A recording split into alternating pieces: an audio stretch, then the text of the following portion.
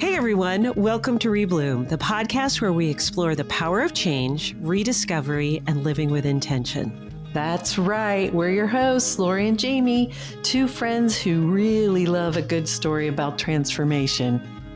In each podcast, we're going to chat with inspiring guests who've made bold pivots in their lives or careers. They've let go of what no longer served them to embrace something more authentic, joyful, and true to who they really are. And the best part, many of them reconnect with passions or dreams they discovered as kids. It's about finding the seeds planted long ago and letting them bloom again. So if you're ready for real conversations about reinvention, purpose, and following your creative heart, you're in the right place. Let's dive in and see what it takes to rebloom. I think now I can't pick favorites. It's like picking a favorite child, but this is one of my favorite interviews that we've done so far, but we're having his sister on next, so we'll have to tell her the same thing. Yeah, exactly.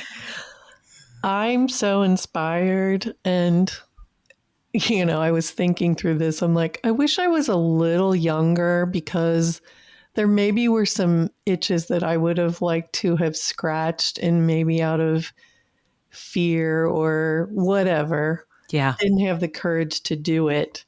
And this interview and just hearing John's story and how he just had an idea, started with running around and putting embroidered logos on shirts. And now it's a huge company employing hundreds of people, been in business for 20 years. It's so inspiring to hear that kind of story. It's so inspiring. So listeners, you are in a treat. You are in for a huge treat as we welcome John O'Donnell of Johnnie-O today. Hey, my friend Lori, how are you? Hey, James, I'm good. Just got back from family vacation in Hilton Head. We've been going there for 30 years now, every year. 30 years. Holy moly. Well, we're about ready to go to Chautauqua for the summer.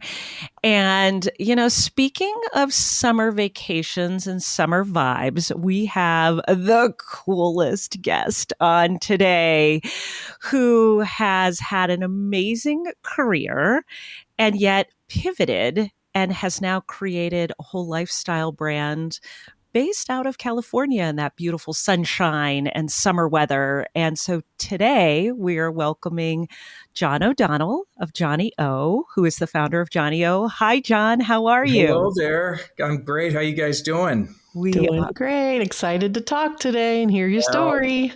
It's funny. You build me up so big, and I feel like that Saturday Night Live skit, Debbie Downer. Yeah. And then John, your listener are going to be like, John, who? John, well, no, well, it's been very fun. We're like, we're interviewing Johnnie-O. And the hard part is that you go by John, not Johnny, correct? I go by John, Johnnie-O, J-O-D, O-D. I mean, but definitely since the business is 20 years old now, a lot more Johnnie-O. A lot more Johnnie-O. But a lot of John and OD from Old Buddies and JOD and stuff. So, well, full disclosure, and I'm so grateful to your sweet brother, Billy, who I went to school with, who goes by Bill, but I still call him Billy. So a lot of his old friends call him Billy. Yeah. And you're from a huge family in the Midwest, seven right. Of you. Yes, there's seven. Big crew. Yeah, big crew. I was number 5. Yeah.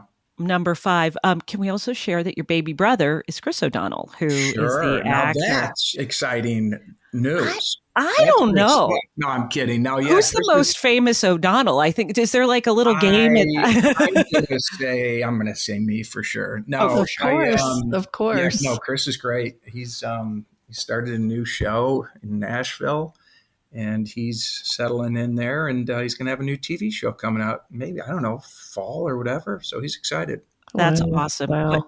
So you're out in California. So you started in the Midwest. You went to UCLA. And what was your first career? What career did you have initially? As I mentioned earlier, I was born in St. Louis, but then we were pretty much raised in the north suburbs of Chicago. But then I went out to UCLA randomly for college. I didn't know a soul. It was like, what are you doing here? This is crazy. But it was a fun 4 years. It turned around and I went back to the Midwest for 10 years. And I worked in radio and television, basically advertising sales. My dad was in broadcasting his whole career. So I cut my teeth selling, 30 and 60-second radio commercials in Madison, Wisconsin, Oh boy. Oh, which which is was lovely, actually. which is There. Yeah. great. It was Yeah. great. I love that town. And then I spent 5 years in Chicago working for the Chicago Bulls and White Sox radio network. And then I moved into TV with Fox Sports Net, selling the regional sports networks. And then an opportunity came up in 97 to go to work for the new Golf Channel. And Oh, being a neat. golfer and being in, cable television sales, it was a natural match. So I was very excited about it. They said, but we need you in our LA office. And I said, well, okay. So I came back out here after having left UCLA for 10 years and continued with the Golf Channel for a few years, and then got plucked over to I guess I'd call it a financial services company and sold for them. It was kind of a random job, but a nice job. And it was then that in 2005, so 20-year anniversary right now, that I stumbled upon the idea for Johnnie-O, and here we are 20 years later. Wow. Up and going. What inspired It Johnny-O? was I have a buddy who's got a really cool house down in Florida, and it's right on the beach, and it's like this real surf house, and he uses it for a lot of photo shoots and stuff. And he had some t-shirts and some hats made up, and he had this surf logo on it. And I was like, I've seen surf logos on clothing before, but he just used it as promotional pieces and stuff like that. And I thought, you know what? I'd been out in LA for so long. I was on my second run after UCLA, and then had been in LA for 8 years at the time. I thought, why isn't there, it was either kind of this East Coast, Midwest, preppy, blue blazers, khaki pants, penny loafers, Vineyard Vine, Brooks Brothers, all great brands. Or it was out in LA. It was just kind of the, cool kids Casual. clothes. And I thought, why isn't there kind of like, I love the surf logos, but why there should be like a Polo Ralph Lauren version, Southern California version of Polo Ralph Lauren, something like that. And what would it look like? And it would be an iconic surfer logo. And I saw a black and white photo on a restaurant in Southern California here of a guy standing next to his board. And I said, that's it. And I took a picture of the photo and had a brother-in-law stencil out the original logo of the guy standing next to his board. And the idea was to just kind of, put that logo, but not put it on quote unquote surf gear, put it more on what I would consider, polo stuff, Ralph Lauren stuff, which is gingham button down shirts, or, great polo shirts, or some, kind of almost, dare I say, preppy, colorful, Lily Pulitzer type, swimsuits, but use that surf logo and really kind of marry these two worlds of East Coast tradition, classic Midwest grit meets Southern California cool. And that was the recipe. I love it. So you didn't really start, like, in my mind, I thought maybe since you're a golfer, you had in mind some clothing that you were looking for and couldn't find it. No. So then you made it. It was a bigger It was idea. more an idea, but it was just the visual or the aesthetic that if that's the right word, that I was intrigued by. I didn't know anything about clothes. I still don't know a ton about clothes, and I've never really been a big clothing guy. I mean, no one back in grade school or high school or college would have been like, yeah, Johnnie-O, he was always, decked out or something. Clothing almost kind of happened to be the vehicle to, what I mean? And so I just kind of cobbled it together and started to think about things that I would wear and my friends and buddies would wear and my families would wear.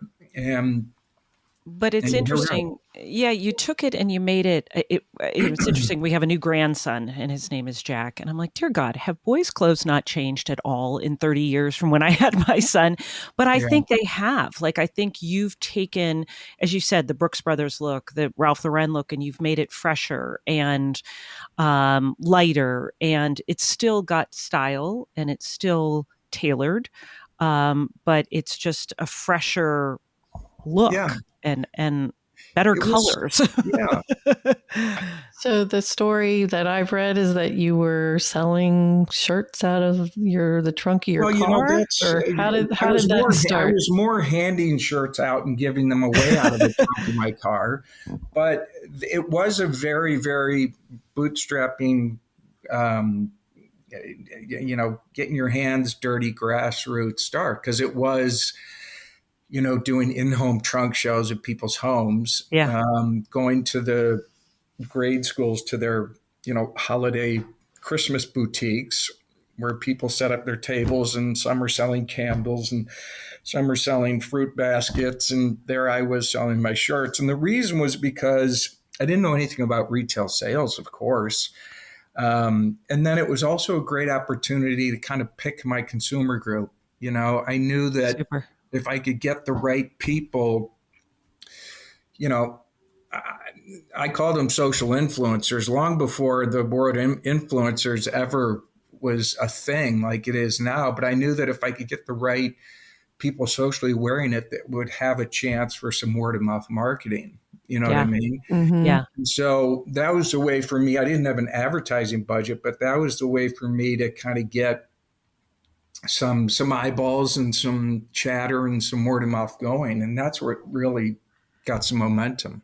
Well, and that's also a great opportunity too. I mean, those little shows, people may think, "Oh, this is not a great way to start," but you're getting instant feedback. Either they're going to stop at your booth, they're going to love you, and they're Oh going to yeah. say, "This is amazing," and then you're like, "Hey, wait a minute, this is good. I've got a good product," and it helps you to direct where you're going to Yeah, go. I kind of likened it to when, you know, back in the day, I had a brother-in-law. He sold life insurance, and it was kind of one of those. Yeah, I'll buy a policy from you, and when someone's doing something because they're doing it to be kind. But I know I'd been in sales long enough to know, when the fish are really biting, and Yeah, people were like, it was just one polo shirt, and guys were like, I gotta have it. I mean, it was an old school kind of 4-button long placket, pointy collar, left chest pocket. And it's our number one original polo, but it was something like, there was something magical about it. And yeah, inevitably, I'd send one to a buddy on the East Coast. He's like, I need 2 dozen more. My friends are dying for them. So at that Wow. point, I knew yeah. something was going on. Wow. So, how did you? Oh, go ahead, Laura. You have a question. I mean, this is a kind of a big question, but it was something that I was thinking about this morning about your family, because you have quite a family of entrepreneurial, big thinker, risk taking, it seems to me. So I'm just curious about the culture in your family that inspired that. Yeah, I don't really know. We all had kind of 9 to 5 jobs out of college and did our thing. The girls went on to work and raise big families. Chris got into his business kind of on a whim through some hard work, but hit it big. And then I randomly started Johnnie-O, not because I woke up one day and said, damn, I hate my job, I want to be an entrepreneur. It was more, I stumbled into a concept and thought, it was one of Mm, those moments. yeah, Um, Bill with Blue Ash Farm, it was a little more passion and heat, but he kind of, I think, had the same kind of, this is kind of a cool idea. And it fit with his lifestyle up at his farm in Wisconsin. And so that made sense for him. And then Angela had, I think, she worked hard in broadcasting for a while, then raised 4 great kids. And she, I think, was just recognized that she was bubbling with this talent inside of her and wanted to share it. And suddenly, whatever media blogs or the podcast, whatever you want to call them, became a business instead of just sitting around and chatting with your girlfriends at lunch about what to wear. And Yeah. so she kind of took it to that level. And so I don't know if we all sat around like, I want to be an entrepreneur. And, it just kind of bubbled up. It's interesting. It bubbled up, but you also had the courage to do it. Bill was one of our first interviews, and for our listeners, go back and listen to that because it was a great interview. He was a trader in Chicago, and now he is making bourbon and just happy. He's I so know. happy. And Angela, we're going to interview next. So she's going to be after John, and as John is saying, she just had that entrepreneurial spirit as well. But it's I think you all realized, I don't know, at least observation wise, that hey, let's just try it, and off Yeah. you go. And Yeah. so you were doing the shows, the smaller shows, Yeah. and then selling to your friends or sending things to your friends. When did you say, okay, this is a gig? I Yeah. need to Yeah. I need to quit the day job and It tune into was, this. it was, I ran with this thing for probably about 18 months Okay. before I was like, okay, all in, here we go. Let's raise a little money from friends and family. But my immediate customers, other than holiday boutiques and trunk shows, where I was like, well, the low hanging fruit for me, being a golfer and knowing the kind of the country club business and knowing a lot of golf pros at these different country clubs, I called them up and I said, hey, and they say, all right, Johnnie-O, sure, send us a couple dozen shirts. Now that's when a friend was being a friend who was like, sure, we'll buy some shirts, get out of here. But little did they know that they hung the 24 shirts up in their pro shop and they were gone. Yeah. People bought them so quickly. So they're like, well, send me another 48, would you? And I'm like, okay. And so I started that in what we call the green grass business. And that's what got me into the retail. But then I didn't know the other side of retail, which was, the real men's clothing stores. And that's when I officially hired a guy from another brand who knew that business. Yeah. And so he joined us, and then we start doing some of the trade shows. And now we're getting into, Joe's shirt shop in Oklahoma City, or, Pete's menswear in Fort Lauderdale. And here we are, I don't know, up over 3,000 shops now. Wow. And it's Wow. it's been nuts. We shop at the one in Charleston. You have a beautiful store Oh, downtown yeah. Charleston. That's a gorgeous shop. And I will also say that my son is a Demon Deacon. He went to Wake Forest. I was And just there. were you? And everything that you make for Wake Forest, he wants. And I think love that it. was one of his big gifts too. So I loves love the it. Wake swag. Let's take a quick minute and thank our amazing sponsors. Our podcast is proudly brought to you today by Jet Creative and Urban Stems. Jet Creative is a women-owned marketing firm committed to community and empowerment since 2013. Are you ready to rebloom and build a website or start a podcast?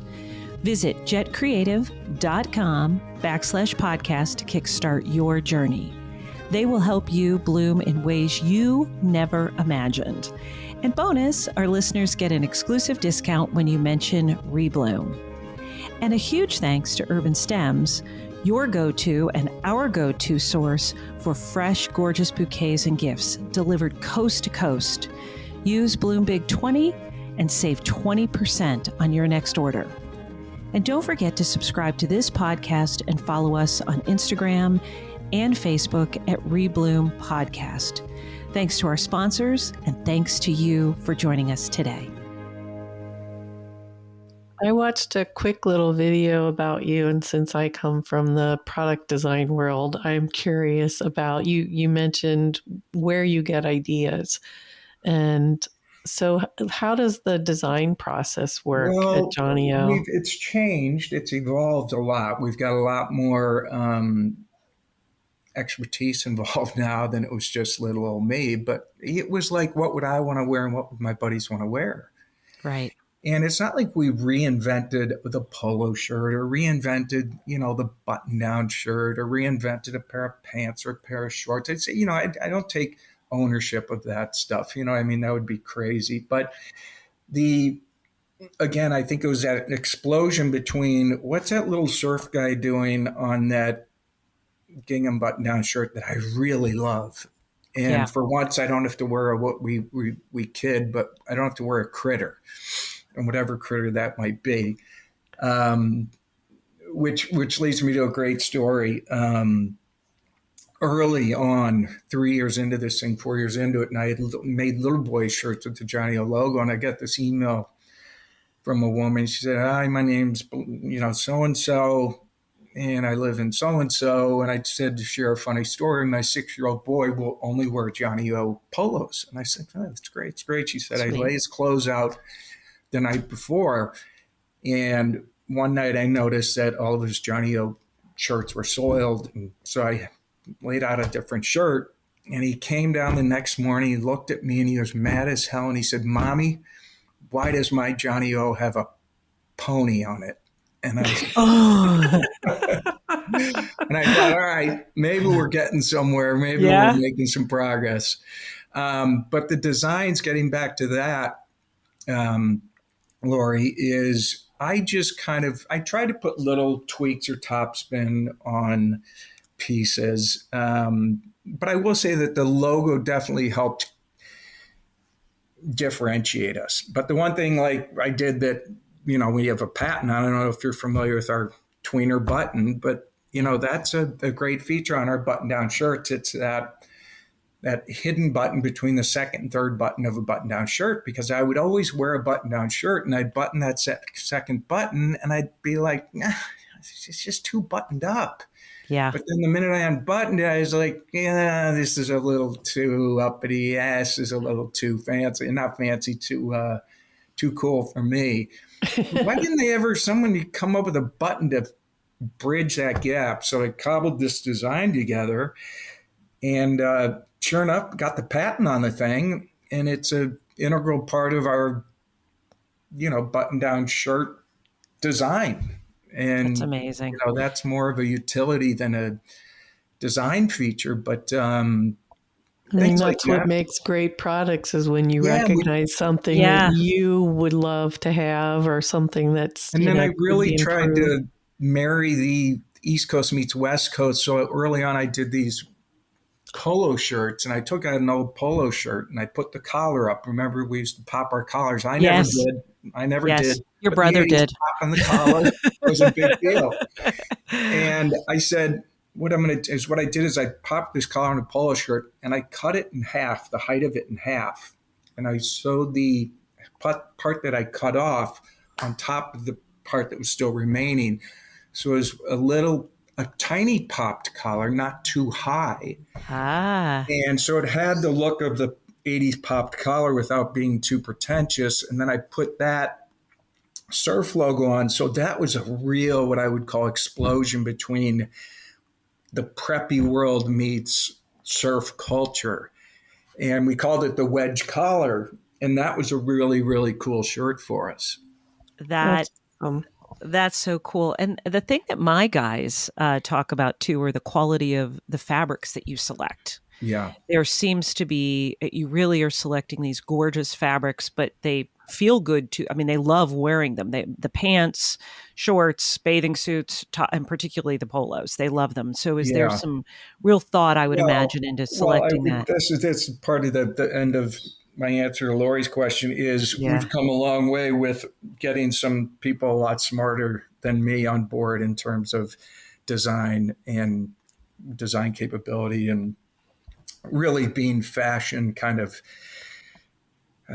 experts. I mean, designers, and they work with the factories and they know fabrics and this is what they do for a living. And we've got just this incredible team. Um, our head of design and merchandise, Chris Knott, was the founder of Peter Millar, which is a fantastic great brand. brand. It Yeah. continues to be a great brand. And Chris was the magic behind that. in starting it. And I always used to say early on in Johnnie-O, our first 5 years, because our product was just okay, because I didn't really know what I was doing. I kind of faked it. But I always said people gave us the Johnnie-O Hall Pass because it was kind of a cool brand, but the product was just okay. And I always used to say, God, if I could have the Johnnie-O brand and the whole story and connect that and marry that with the quality of Peter Millar product, I really think I'd have something. And I'll be damned. I don't know. It's been 11, maybe 11 years now that Chris has been with us. Wow. And he has completely elevated our product into what you're referring to with these fabrics and these designs, because that's at a different level. And he's got his right hand man, Marcus, who is fantastic, and Emily, who does a lot of the women's and boys stuff. So, I mean, these are pros. Yeah. I still try to put my 2 cents in, but I'm also starting to demo out a little. I've taken a look in the mirror and said, "You're not that little young guy anymore, John. So be careful." Yeah. So when you first started, where were you? Like, I think about somebody who's been in sales with no experience in clothing. Yeah. Like, where did you source the product? Such And a good question. I was working at this financial services company. I'm like, I'm going to start this thing up, and it was literally, I had a 2-bedroom condo. I was living alone in Brentwood here in LA, and I got this thing going. And at first, I was just buying some polos wholesale from this big wholesaler, just generic polos, and then putting your logo I on them. run it down to an embroidery place and have them stitch the logo on. Then I made a label, and then I ran it over to this place and had them stitch the label into it. And bingo, you got a Johnnie-O shirt. And these were just almost like prototypes to get it out there. And then once I knew the fish were biting, then I was starting to poke around and ask people. And I met a guy who was whose family had overseas factories, apparel factories. He said, "Yeah, I can help you." And so that's when I started to, source overseas, which was a real eye opener, because it's like, well, yeah, we can do them for a lot cheaper, but you're going to need a, 6-color minimum, 500 pieces per color. And I said, well, in the old math, that's 3,000 shirts. I'm not sure I'm ready. Yeah.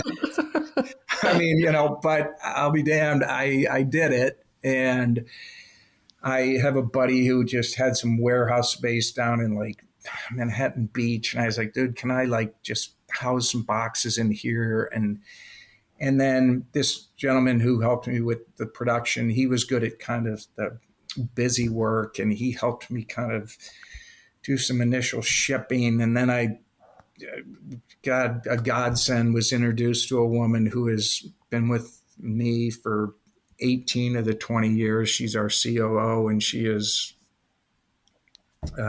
Katie is just unbelievable. And she was able to do all of the stuff that not that I didn't want to do it, I didn't know how to do it, just all the business stuff and all that crap you're talking about. And I just got out there and sell these shirts. And that was, which is your sweet spot. That's what you do best. Yeah. Yeah. It became a passion, and I really thought it was pretty cool. And people were responding. So then you start getting that energy, and you get more and more energy. So then Katie and I and gentleman Edmund, we just kind of set up shop in a little, probably a 10-foot by 10-foot office. I raised a little money from friends and family.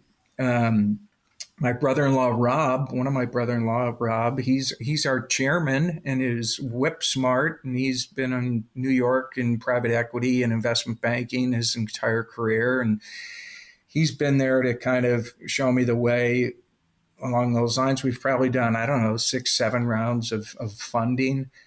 And here we are, 110 full-time employees or something. Wow. I was going to ask you that. I was going to ask you how big you are now. But, I love that at each and every stage, you're bringing in the experts. You're bringing in people. You're like, hey, here's my lane. Let me bring in the other people who know what they're doing. Yeah. I mean, I love that.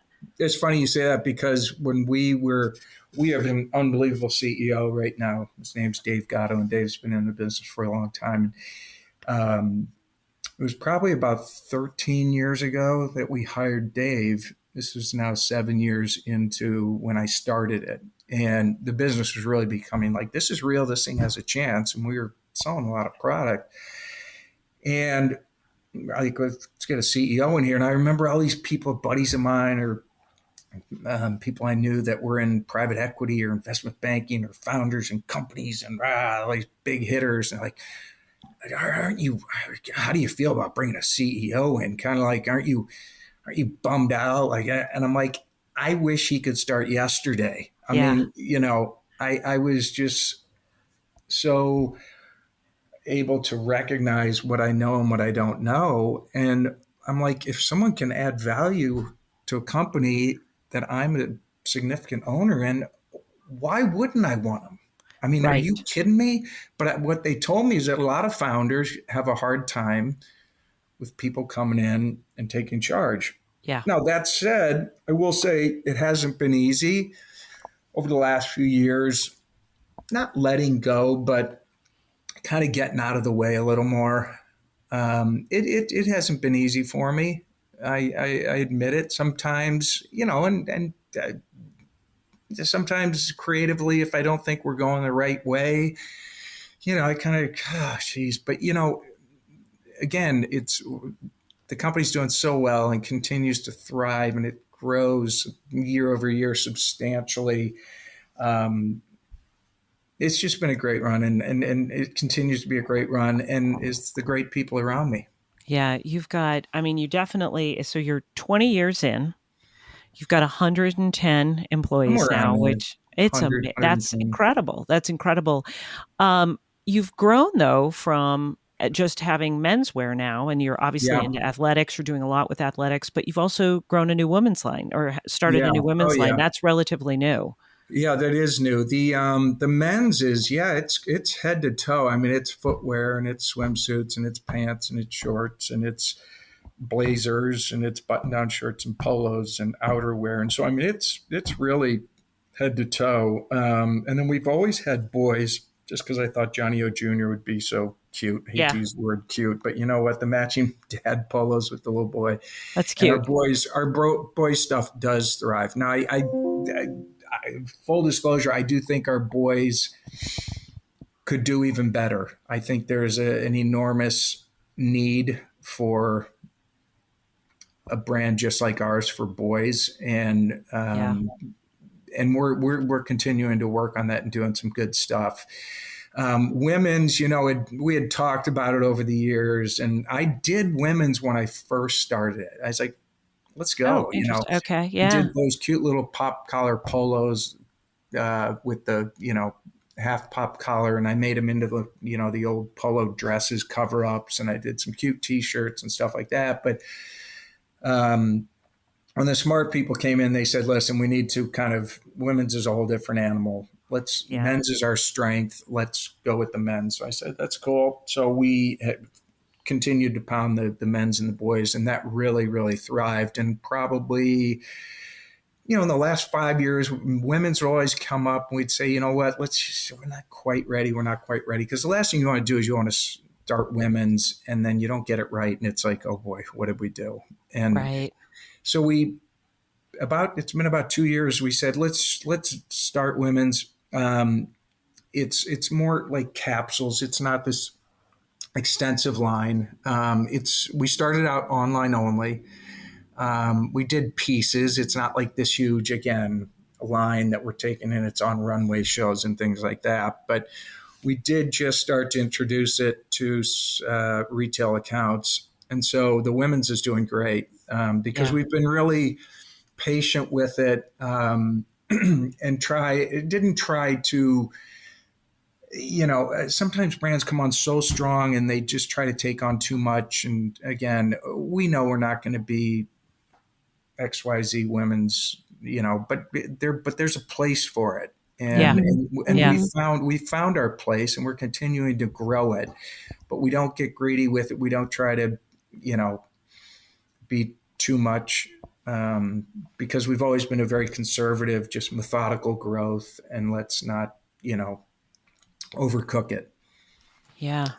I have a question since you Mhm. you said you're backing, not backing out, but pulling back a little bit. Is that fair to Well, say? it's So my question is, as you do that, are there other things that are it's emerging for a you? good question. I talk to my Yeah. shrink about that often. Um, I'm still like intimately involved. It'll always be my baby, right? Right. But funny thing that's happened, not funny, but I think that's what's added to it is when COVID hit, everybody went, work from home. Right. Well, when we hired Chris Knott, who I told you is our designer, his home was in Raleigh, North Carolina. So he Ah, set up an office in Raleigh, which is great because that's where he lived. And he started building a team around him in Raleigh. Um, COVID hits, work from home. Then we started to go back to the office. A lot of our current employees, our sales management team, new hires, they all wanted to go to Raleigh. So Raleigh really started to become the hub.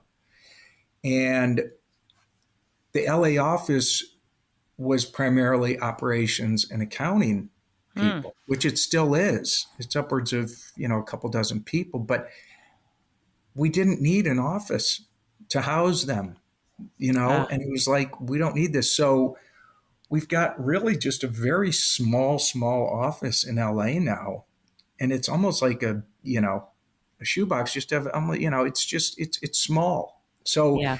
now, as I say, kind of the heartbeat of Johnnie-O is now all the way across the country in Raleigh, North Carolina. Mm, And Interesting. it's flourishing and it's an incredible office. I do say the soul of Johnnie-O is right here in LA and it always will be. But this has kind of led to kind of my situation. I've got a young boy, so I'm not moving anywhere. Um, the heart's beating out in Raleigh, Yeah.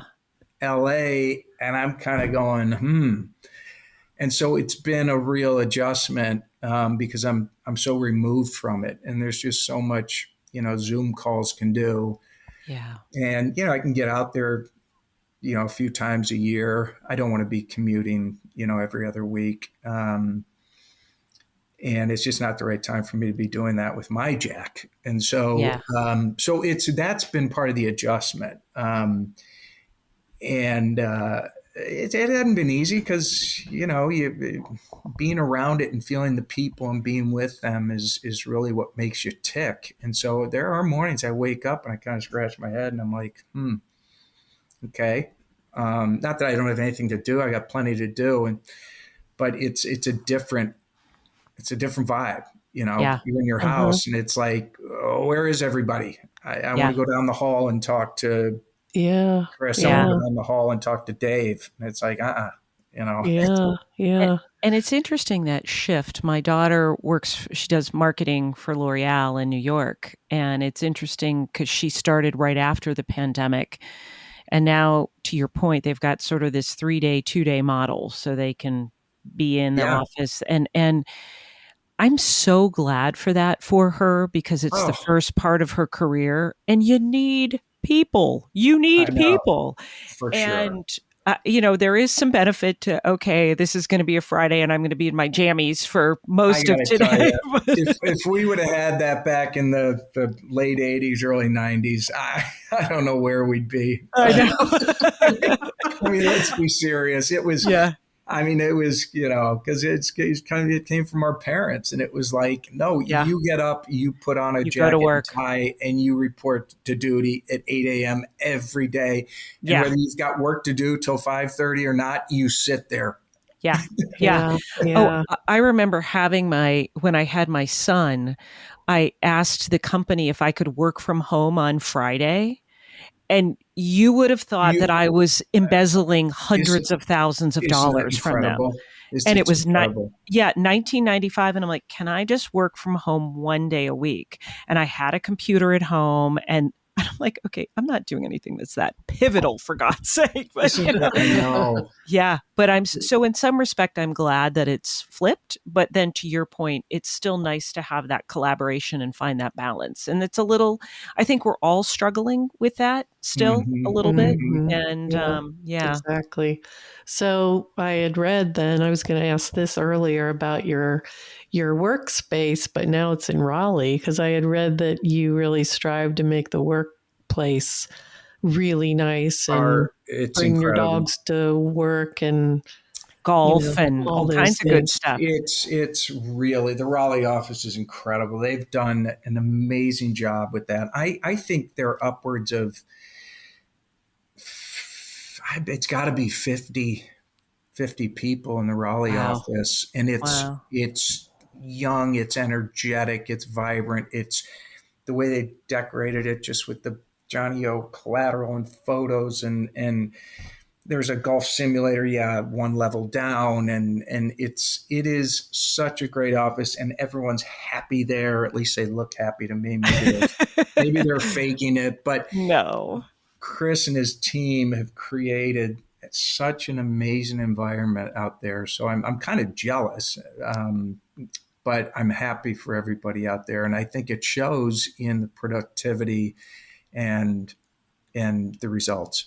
Yeah. Yeah. It's almost like, giving birth to your children, raising them, and then having to I let them go a little bit. Yeah. it It's does feel like that. I mean, it does feel like that.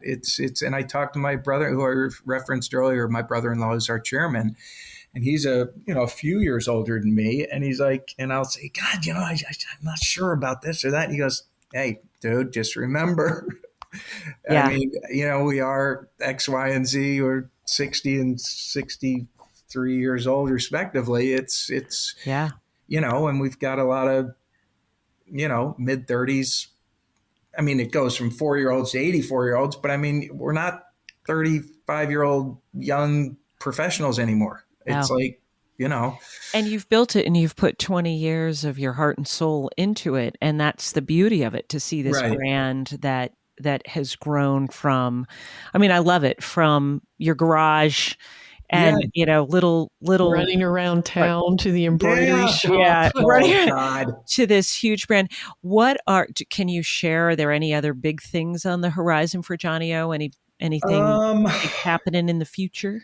you know, I would say we're just going to continue, because we've got all three. We're going to continue to build out some of our own shops. We've got about 16 Johnny-O locations now, and they're Great. beautiful stores. They are beautiful. We'll continue down that road because we've had great success there. Every once in a while we start kicking tires about, do we want to go internationally? Mm. International. I don't know what the answer is to that. Um, we will continue to build out the women's line, and that I think you'll see start to grow. But really, we're in a real blocking and tackling mode right now, because you know there's as far as the line goes, there's not much, a ton more to, category wise in the men's to go to. Yeah. I do think the boys, we can continue to thrive. Our licensing deals are huge. We just signed an NFL licensing deal. We have NHL. We've got Major League Baseball. We're in about 200 NCAA It's pretty schools and cool. universities. So Wow. anyway, that'll That's continue. that's pretty cool. Baby Well, boys, young boys would be good as a Yeah, mama of well, that, my young of Jack. course. Of I'm course. Yes, thinking, isn't Raleigh, is that where High Point takes place? The High close to, Point? kind of close to So it. what about Johnny-O Home? Yeah, Johnny-O Johnny O Houseware. Home. It's funny you say that. I swear to God, this is no more than 4 or 5 years into the business, and I had a gentleman who had a big furniture company reach out to me and wanted to explore any opportunities to do Johnny O furniture. And I thought, God, that's strange. But then I started to realize, and he brought us in, he goes, our salespeople like yours, we need a story behind our products. Mm, And this Well, whole Ralph thing, Lauren does that's what home. I mean. I know. Yeah. yeah. And they, Tommy Bahama's done a great job of that. They got their Hmm. restaurants and everything like that. I do think there are just enormous opportunities with this brand to extend it Mm-hmm. beyond apparel. Now, Mm-hmm. whether we're going to attack it or whether, a new regime would attack it, I don't know. Yeah. But that's a really good question, because there is a story to Johnnie-O, and a brand story behind it that would allow us to pursue things like that. Yeah. Absolutely. And it's a Absolutely. life, it's about a It's a lifestyle. lifestyle. That's And the what I was going to lifestyle say. extends beyond what you wear into For what sure. you have in your Yeah. home. For sure. And It, I that's a distinct possibility. I yeah. just, I know we've got, as they say, so much more wood to chop in what we're doing Right. right now. And you don't want to get too pulled in too many different directions, but that is Something. definitely Yeah. something we've talked about. Plus, Yeah. there are challenges in manufacturing at the moment, too. It's a whole Absolutely. other animal, That's Yeah. a Yeah. whole nother It Yeah. is. conversation. Whole nother. Yeah. But you're on to something with that, Lori, because Yeah. those conversations have, they've, they've, they've, they've happened. And because you're creating this lifestyle, as Lori said, this casual elegance that's, but that is both West Coast and East Coast, that still Yeah. feels, I don't want to say it's formally informal. It's, Yeah. it's just beautiful. And I Well, think, thank you. and it's certainly from the menswear, and it's really fun to look at the women's wear. I think I might need to get a few pieces You and know what? Maybe yeah. we can bonus you a few. I might get Uh, your information after this yeah. call and find Ooh. pieces. Ooh. You might have to wear those. We love to wear them on our videos and things. There you go. How Yep. how do you hope that someone feels when they're wearing Johnnie-O? What's I hope they feel like, they feel good about themselves. It makes them feel like, not like this, you know, what's the right word? Ostentatious? Is that the right word? yeah, Or like they're yeah, a big shot? Not that kind of feel good. It's a feel good, like I'm really comfortable in this. yeah, And I Mhm. feel like Johnnie-O is a comfortable place for me where I look good and I'm proud of who I am.